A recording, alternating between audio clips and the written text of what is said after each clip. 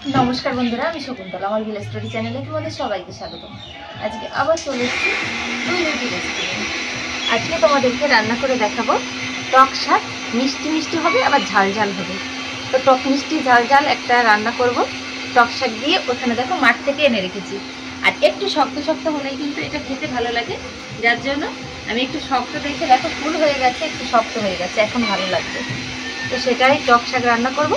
আর হচ্ছে চিকেন নিয়েছি দেখো। এই কনকনে ঠান্ডার মধ্যে দুটো রেসিপি কিন্তু খুবই সুন্দর। তো চলো প্রথমেই মশলাটাকে বেটে নিয়ে আসি। মশলাটা মিক্সারে বেটে নেব। দিয়ে দেবো লঙ্কা, রসুন, আদা কুচি, জিরে আর একটু জল। এখানে নতুন আলু নিয়েছি দেখো, পুরো মনে হচ্ছে যেন দেশি মুরগির ডিম। তো এই গোটা গোটা আলুই কিন্তু মাংসের মধ্যে দেবো। গোটা গোটা আলু খেতেই ভালো লাগে, আর নতুন আলু মানে মাংসের মধ্যে দিলে একদম সিদ্ধ হয়ে যাবে। আলুগুলো একটু ভেজে নিই। এই শক্ত শক্ত এই টক শাকটাই টক মিষ্টি ঝাল ভাল লাগে খেতে।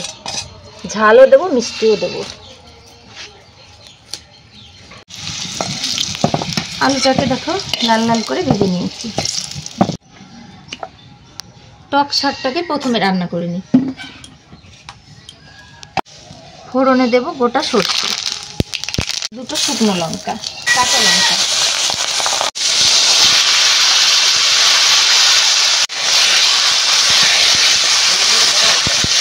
নুন, বিট নুনও দেবো কিন্তু, হলুদ গুঁড়ো। টক শাক কিন্তু গলতে বেশি টাইম লাগে না। এবার চিনিটা দিয়ে দেবো, স্বাদ মতো একটু বিট নুন দেবো। টক শাকটা রান্না করে নিয়েছি, নামিয়ে নেব।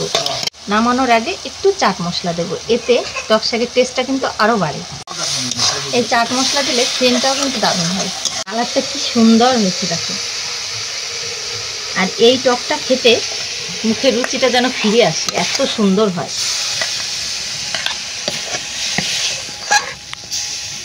মাছ দিয়েও রান্না করে খাওয়া যায়। যতটা তেল দেওয়ার আমি কড়াইয়ে দিয়ে দিয়েছি। ফোড়নে দেব গোটা জিরে, শুকনো লঙ্কা, তেজপাতা, কুচনো পেঁয়াজটা দিয়ে দিই, 1 চামচ লবণ দিয়ে দিই। পেঁয়াজটা নরম হয়ে তাড়াতাড়ি ভাজা হয়ে যাবে। নতুন পেঁয়াজে জল দিচ্ছি, তার জন্য ভাজা হতে একটু টাইম লাগবে, কিন্তু লাল লাল করে ভেজে নিতে হবে, তাহলে মাংসের টেস্ট অন্যরকম হয়। এমনকি মাংসের কালারটাও কিন্তু সুন্দর হয়। ব্রেস্তার মতো দেখো লাল লাল করে পেঁয়াজটাকে ভেজে নিয়েছি। এবার এর মধ্যে মশলা দিয়ে দেবো।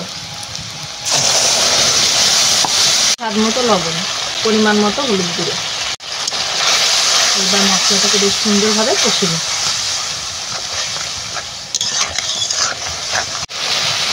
মশলাটা বেশ সুন্দরভাবে কষে নিয়েছি। এবার মাংসটা দিয়ে দেবো।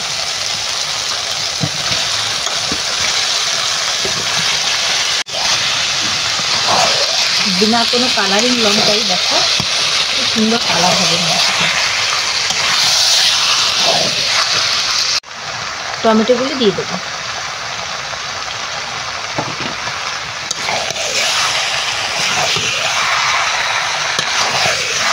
আলুগুলো দিয়ে দেবো।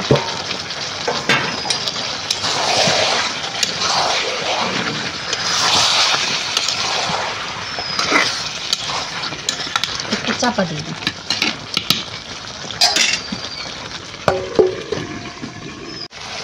মাংস জাল করতে হয় আস্তে আস্তে, আর নাড়তেও হয় আস্তে আস্তে, নাহলে মাংস ঘেটে একেবারে হয়ে যায়।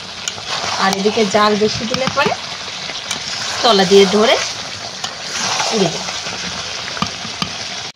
আমার অভিজ্ঞতা থেকে বলি বন্ধুরা, মাংস রান্নার সময় মাংস কষানোটাই কিন্তু মেইন।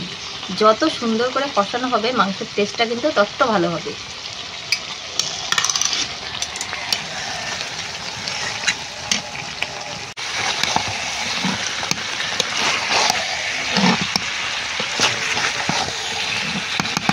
মাংস কষানো একদম রেডি হয়ে গেছে না, এবার জল দিয়ে দিচ্ছি। মাংসের কালারটা দেখো, কষানোটা এত সুন্দর হয়েছে, দেখি লোভ লাগছে।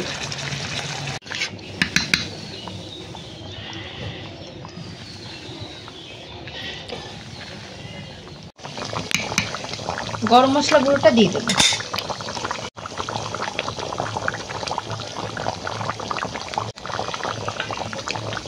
এবারে কিছুক্ষণ একটু চাপা দিয়ে রাখবো। মাংস একদম রেডি করে নিয়েছি, এবারে নামিয়ে নেব।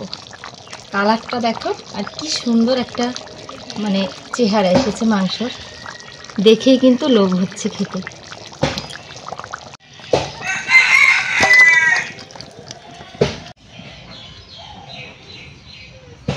ভাত নিয়ে বসে পড়েছি বন্ধুরা, দেখো।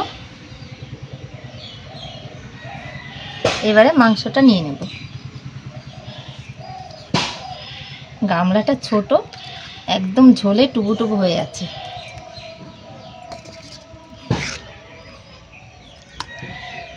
একটা গোটা আলু নি, আর একটু টক মিষ্টি চাটনি, আচারের মতো লাগছে খেতে, কারণ একটু খেয়ে দেখেছি আমি। দেখো গোটা আলু একদম সিদ্ধ হয়ে গেছে। মাংসগুলো এত সুন্দর কষেছি, দেখো ভাজা হয়ে গেছে নিচটা একদম।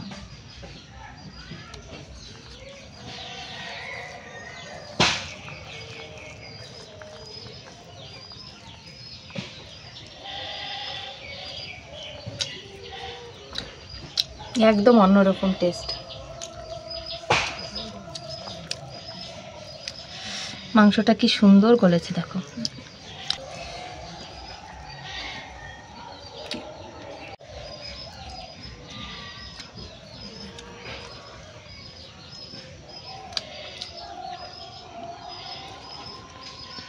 দারুণ, অসাধারণ দুটি রান্না। তো আশা করছি বন্ধুরা তোমাদের সবার কাছে ভালো লেগেছে। ভালো লাগলে অবশ্যই লাইক করে দিও, আর চ্যানেলটিকে সাবস্ক্রাইব করে আমার পাশে থেকো, আর অনেক অনেক করে শেয়ার করে দিও, যাতে সবাই দেখতে পায় ভিডিওটি। তো এখনকার মতো তোমাদের সবাইকে টাটা, দেখা হচ্ছে নতুন আরেকটি রেসিপিতে। ততক্ষণে তোমরা সবাই ভালো থেকো, সুস্থ থেকো।